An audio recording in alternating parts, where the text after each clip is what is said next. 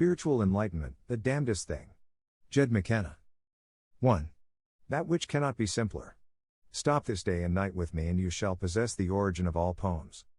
Walt Whitman. She has just finished enumerating for me the many facets of her spiritual journey and is now looking to me for a response, hopefully approval, perhaps even praise. I don't really take pleasure in dashing the hopes of pretty young ladies, but that's my job. I'm the enlightened guy. So, the reason you're doing all these things, I count them off on my fingers: meditating, praying, chanting, yoga, vegetarianism, attending darshan and satsang with realized beings, donating money to Greenpeace, Amnesty International and Free Tibet, reading classical spiritual literature, purifying yourself, abstaining from sex and so on. The reason for all this is what? She just stares back at me mutely as if the answer is too obvious to need stating, but it does need stating. I want it out here in front of us where we can examine it and poke at it with our pointy little brains. Well, you know, she begins, still not quite believing I actually want her to state something so obvious. Spiritual growth, I guess. I want to, be a better person and be able to love more deeply and, raise my vibrational. I'm hanging on every word. Your vibrational what? Frequency.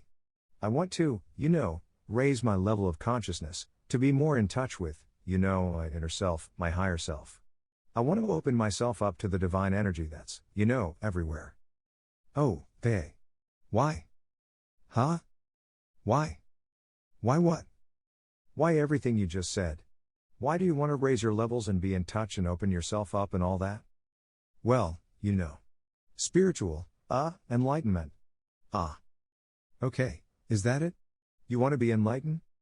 She looks at me like it's a trick question, but it's not, it's the first question. What are you doing? Why are you doing it? Where's this going? If you know, you'll succeed. If you don't, you won't. That's not just pretty talk, that's the law. Yeah, I guess so. I smile reassuringly. Good. So, the reason you do all this stuff is to become enlightened, to achieve spiritual enlightenment. Does that sound about right? Applause. Yeah. I guess. Well, let's just spend a few minutes talking about it and see if we can make it any clearer. What do you think spiritual enlightenment is? She's giving me the big eyes again, but now a bit of perplexity seeps in. It was so obvious a moment ago that it hardly needed asking. Now it's becoming a little fuzzy. God. God mind. Unity, unity consciousness? It's always like this with new students. They do the student thing, I do the teacher thing. I'm never quite sure why they came or when they'll go. The whole process is equal parts fulfillment and frustration. I talk, they listen. They ask, I answer. I speak, they. Who knows? They something. How my words are received or what becomes of them after they leave my lips is beyond my ability to control. I speak, that's all. The words flow like song and soothe me. That's my thing. Nodding and maintaining a facial expression that conveys interest and receptiveness is her thing. I'm into the speaking, into my words and how well they represent the underlying ideas. It would be nice to believe that my words were clicking in her mind like the beads of an abacus, but I know they're not and I'm comfortable with that. Act, but don't reflect on the fruit of the act, said Krishna to Arjuna. Sign me up. It's very simple, I tell her. Enlightenment is truth realization.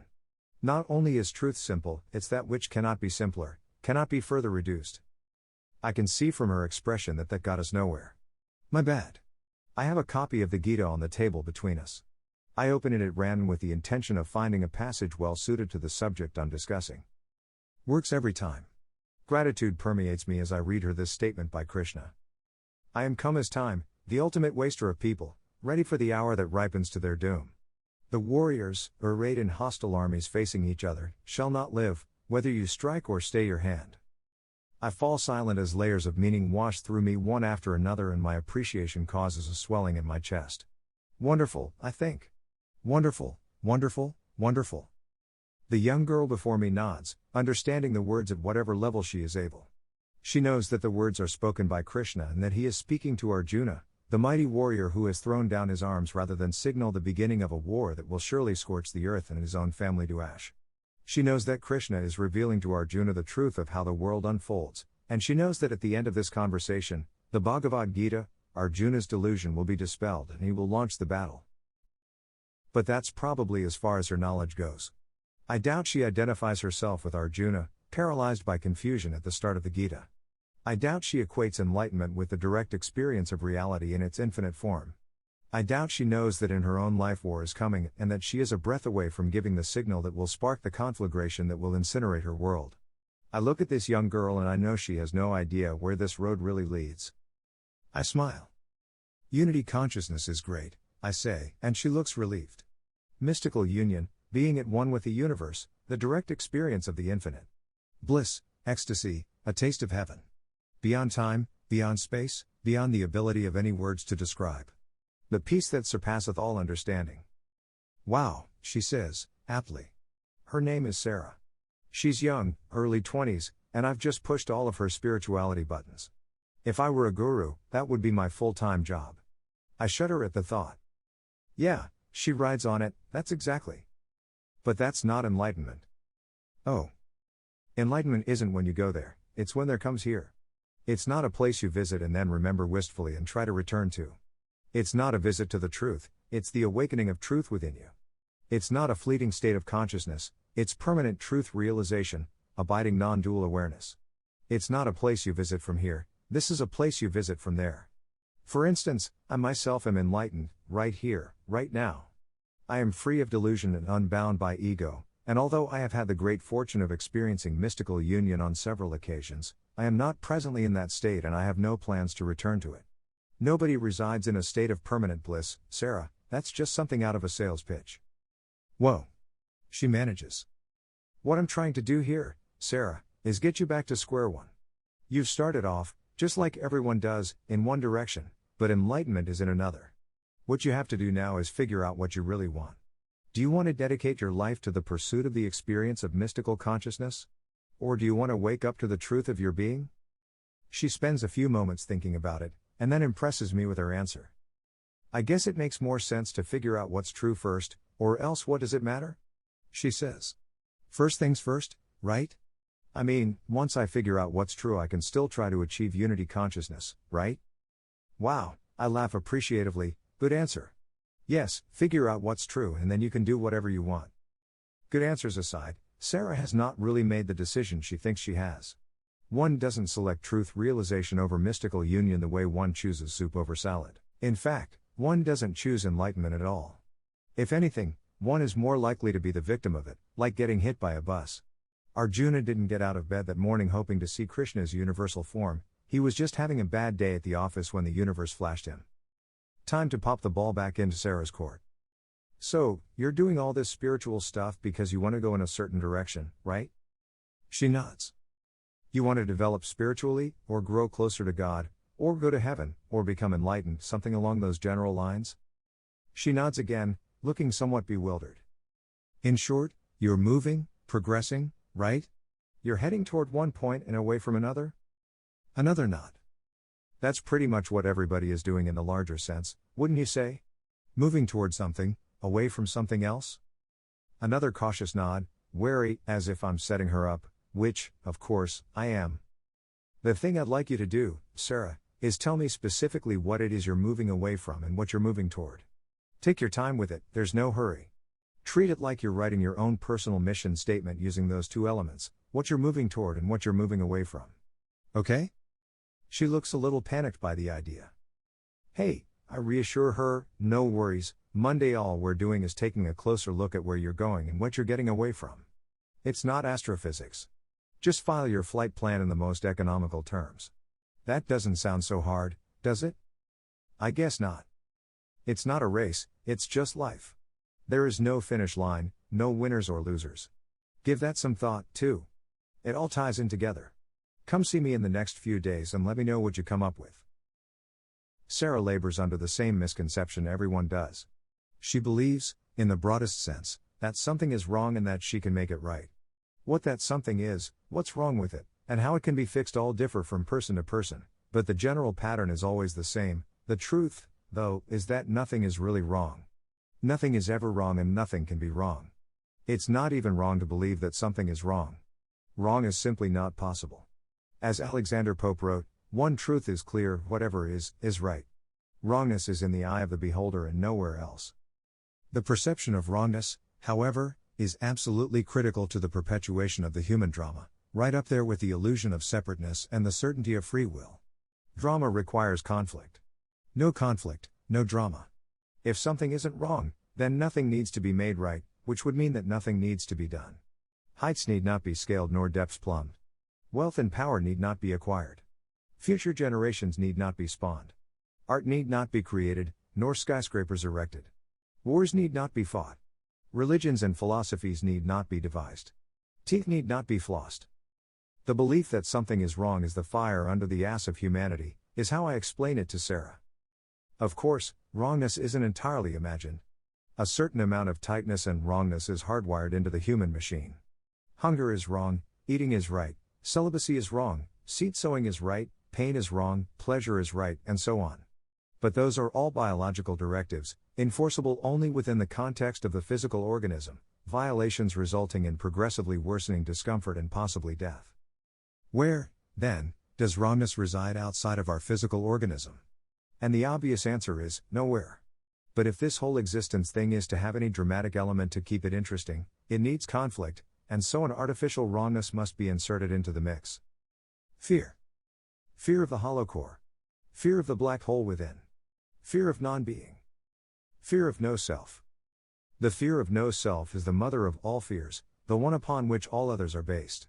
No fear is so small or petty that the fear of no self isn't at its heart. All fear is ultimately fear of no self. And what is enlightenment, I ask Sarah, but a swan dive into the abyss of no self? She doesn't answer.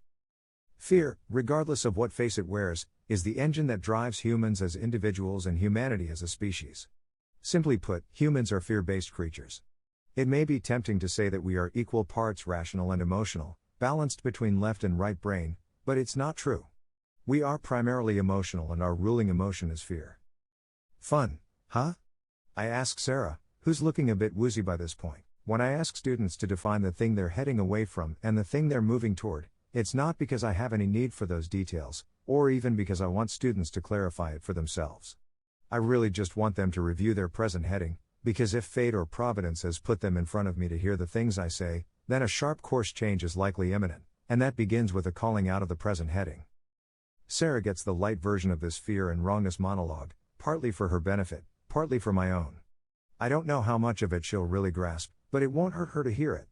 For my part, this is how I figure stuff out, by expressing it. That's how I learn what to say and how to say it. I didn't pick up the total knowledge package with this enlightenment deal, so if I want to understand something so I can teach it, I pretty much have to figure it out for myself. Should I keep meditating? She asks, a little desperate for something familiar she can cling to. Oh, yeah, absolutely, I say, and she seems relieved to hear it. In terms of enlightenment, it doesn't matter much if she meditates or not, or whether she eats meat or not, or whether she gives to charities or steals from them. I know, though, that she has already been destabilized enough for one conversation. The objective of today's lesson is to open her up to a new way of thinking about what enlightenment means. If I start trying to dismantle her false preconceptions too quickly, she'll simply scurry back into whatever Hindu, Christian, Buddhist, New Age melange she emerged from to find her way here. We're sitting on the front porch of my house amid the endless farmland of America's heartland. It used to be my house, anyway. Now it's more like a rural American ashram project that belongs to everyone who takes part. I used to be the one who cleaned it and maintained it and made improvements and did all the chores, but these days I'm like a prince in his palace. I haven't swung a hammer or emptied a wastebasket in years. I never decided to be a prince, it just happened when I wasn't looking, and it's not the sort of thing you can really bitch about. Sarah is not especially unique in terms of the type of people who find their way here. She doesn't arrive with a clean slate, so the first order of business is getting her to loosen her grip on, well, everything, her opinions, her morality, her most cherished and deeply held beliefs. In short, her ego structure, her false self. Nobody shows up on our doorstep like an empty cup just waiting to be filled with knowledge, and since the knowledge that gets dished out around here is almost certain to be in sharp conflict with the knowledge they arrived with, job one is always prepping them for a major rewrite. At any given time there seem to be 15 or 20 students living in the house. They stay here for a while, they talk with me, they take care of things. They come. They go. There's another 100 or so who are like day students as opposed to boarders. They don't live here, they just come when they can or when they feel like it. They may come and go without my even knowing they were here. They show up, tend the gardens for a few hours, rewire the basement, Prepare meals, build additions, gab with each other, paint things, drop off a gift, eat, whatever. That's how it is around here. It all just flows and everyone seems pretty comfortable with it. It's a beautiful spring day, late in the afternoon. The sun is dropping and the heat of the day has softened. A gentle breeze caresses the grass in waves. It's a time to sit in contentment. I am quiet, dwelling in the sweet perfection of the moment, and I'm impressed that Sarah has the sense to do the same, or, at least, not to spoil it with chatter. Eventually, time swallows the moment and I observe its passing with gratitude. One of the guys sticks his head out to let us know there's food available for those who want it. I can smell it. The vegetarians have been at it again.